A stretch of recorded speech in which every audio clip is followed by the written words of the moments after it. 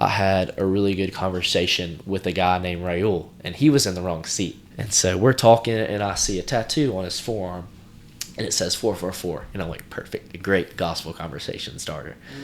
And so I ask him about his tattoo. I tell him it's cool. He had waves on this arm, 444 on this arm. So I was like, oh, what does that mean? He was like, oh, it's an angel number. And I was like, okay, so you believe in God? And he was like, yeah. And I was like, so what do you believe about him? And he was like, I don't exactly know who he is or if he's like close. I think he's like somewhere out there, but there is a God, and that a God is very helpful for us to have. And I was like, okay, yeah, you're on the right track, but that isn't the total truth. I believe that God is not far away or somewhere out there, but that is actually very, very close to us. By this time we were talking, we were in the air. From the airplane, we look out the window, we see these trees that are huge as like little dots. And to think about us in comparison to the size of God, we're like these little specks on the earth. Yet in us being these little specks, he chooses to have an intimate and personal relationship with us because he created us. He was like, yeah, I believe that